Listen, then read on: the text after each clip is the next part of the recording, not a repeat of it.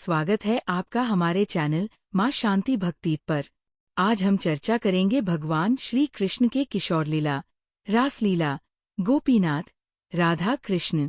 अगर आप हमारे चैनल पर पहली बार आए हैं तो कृपया चैनल को सब्सक्राइब करें और बेल आइकन दबाकर ऑल सिलेक्ट करें ताकि हमारे हर नए वीडियो का नोटिफिकेशन आपको समय पर मिले। एक बार कृष्ण और उनके मित्रों ने एक खेल खेला जिसमें हारने वालों को, विजेताओं को अपने कंधों पर उठाना था। प्रलंबासुर ने एक चरवाहे लड़के का भेष बनाया और बलराम को ले गया। बलराम ने प्रलंबासुर के सिर पर एक भयंकर प्रहार किया। प्रलंबासुर ने बार बार खून की उल्टी की और वह मरकर जमीन पर गिर पड़ा। एक अन्य दिन चरवाहे लड़के खेल में लीन हो गए और गायें घने जंगल में भटक गईं।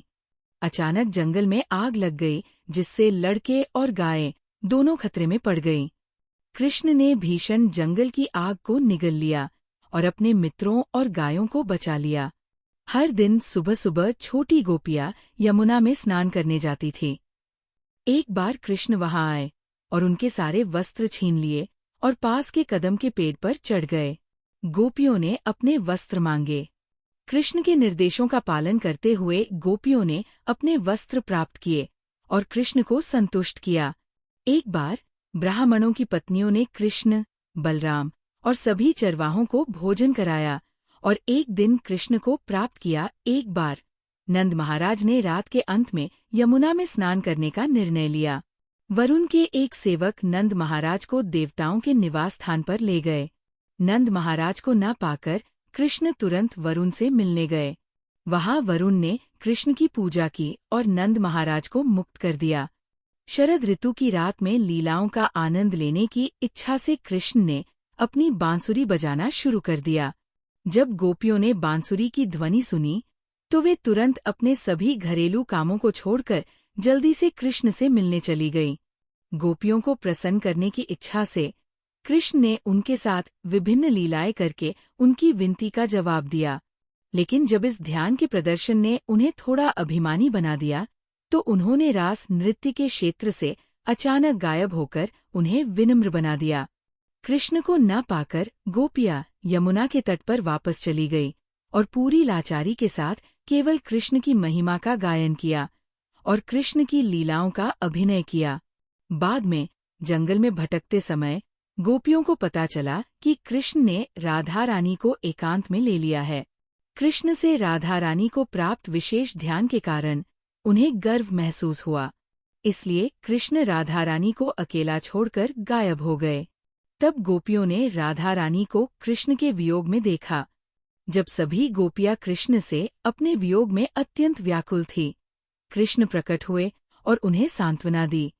फिर कृष्ण ने अपना रूप बदला और यमुना नदी के किनारे जंगलों में प्रत्येक गोपी के साथ नृत्य किया। धीरे धीरे गोपियां लगातार नाचने और गाने से थक गईं और उनमें से प्रत्येक ने कृष्ण की संगति का आनंद लिया। बाद में कृष्ण ने यमुना नदी में गोपियों के साथ आनंद लिया। बाद में जब कृष्ण और बलराम व्रज की युवतियों के साथ वन में लीला का आनंद ले रहे थे, तब एक राक्षस जिसका नाम शंखचूड़ था, गोपियों का अपहरण करने लगा। कृष्ण ने उसका पीछा किया और अपनी मुट्ठी के प्रहार से शंखचूड़ की मणि और उसका सिर काट दिया। एक बार कृष्ण के चरवाहे गांव में अरिष्टासुर के आने पर सभी भयभीत हो गए, लेकिन भगवान ने उन्हें शांत किया। तब कृष्ण ने अरिष्टासुर के सींग पकड़कर उसे जमीन पर पटक दिया। जब केशी राक्षस ने कृष्ण पर अपने अगले पैरों से वार करने की कोशिश की तो कृष्ण ने उन्हें पकड़ लिया और राक्षस को चारों ओर घुमा दिया। फिर कृष्ण ने अपना बायां हाथ अश्व राक्षस के मुंह में घुसा दिया और अपनी भुजा फैलाकर राक्षस का गला घोंट दिया। अत्यधिक पीड़ा में केशी ने अपने प्राण त्याग दिए। इस प्रकार वृंदावन के प्रिय भगवान कृष्ण की अद्भुत यात्रा शुरू हुई।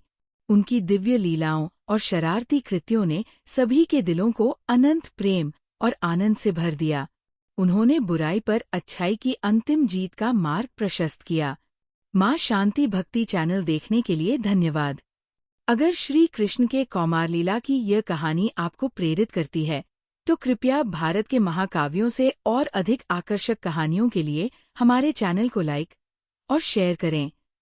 भगवान श्री कृष्ण के जीवन की और कहानियों के लिए हमारी playlist God Shri Krishna life history को जरूर देखें। हरे कृष्ण।